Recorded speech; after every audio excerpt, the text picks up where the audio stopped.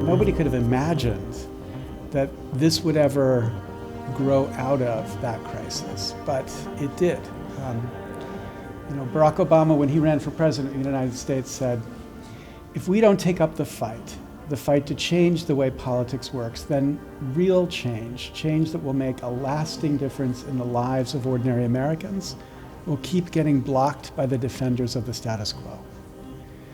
When he said that, I thought, it will always be blocked. That change will never happen. Nobody will take up that fight. But it was forced upon us, and we took it up, and astonishingly, we made it happen.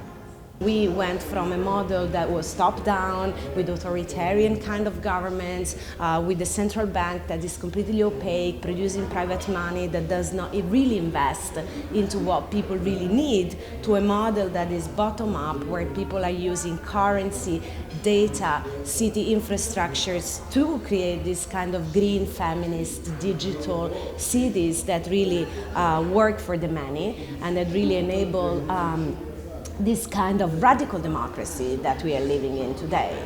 We the people have changed. We the people now do what we want to do and take responsibility for where we are. We developed a society not obsessed with competition. So we forgot competition as one of our main core values and goals. And instead, we re-embrace the values that we had before.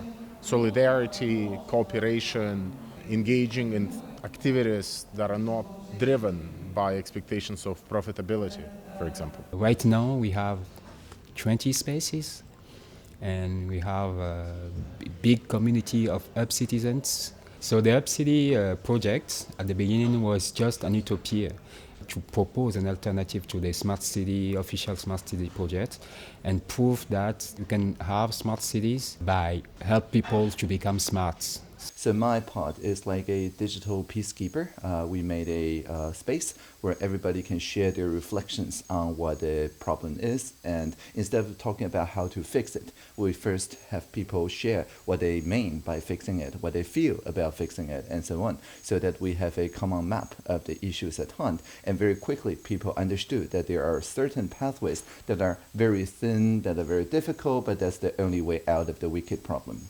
Some of the innovations that have scaled out of Africa, particularly East Africa, are one, participatory systems of government where crowdsourcing and on-the-ground participation of citizens is not limited to election cycles. Back in 2020, we had this mainstream understanding of something is ecologically valuable if it saves energy. So if it has the minimal interaction with the outside. So that where all these isolated boxes came from. You can remember these classical architectural forms with thick walls where nothing should go through. This was the main focus, like a strict corridor. You have to protect the building from the environment, and you have to protect the inside to lose energy to the outside. And this was... I mean, that was actually hundreds of years. Yes. It was the tradition of architecture to protect us from the surrounding, from the nature. And, so but it came to a certain peak until it collapsed, until we understood. Yeah, when they had to tear these houses down and had to Yeah. recycle all this plastic, and then they realized it's no use. You know, actually it's a system, and we can't close the circle. It's not possible.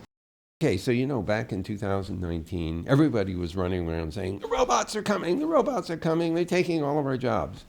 Well, from the perspective of 2038, that was completely wrong. The robots turned out to be our friends. They turned out to do things for us that we couldn't do on our own. They work together to help us accomplish things that we need to get done. So robots are your friend. They are our friends, and we love having them around. During some time, architects, for some reason, thought that architecture were only about the things that you see. But since Alberti, we all know that architecture is the masterful jointing of putting things together, which is architectonics. And in a way, this is very similar to computer science, and is very similar to what happens in the digital. So I think as an architect, I never felt before my profession to be so relevant. Some of the keys ended up being, first, making AI compact enough, making artificial intelligence and machine learning models small enough that they could actually run on devices and in people's own presence, in their own spheres, so that the number of AIs multiplied, and it became not just something that ran only in a very small number in data centers with giant aggregations, but something that really went out into the world, became part of people's own internal ecologies and their relationships with each other. And in that process, the social contracts between people, their data, and the Internet of Things as well really changed in very constructive ways. And now in 2038, we can actually connect to each other just with a click right here. I have a new implant, it works pretty well. It's open source, also I can just upgrade the firmware with Zenroom and talk to someone else in this room, know who is close, know who is on the other side. And so it becomes pretty delicate. I mean, we have a fast speed of connection, and then, I'm very happy that at a certain point we took responsibility and we did not left it in the hands of multinational corporations that just want to profit from the activities of our brains. So enjoy 2038, and don't forget to have also some sports and some dance, because the music right now is awesome.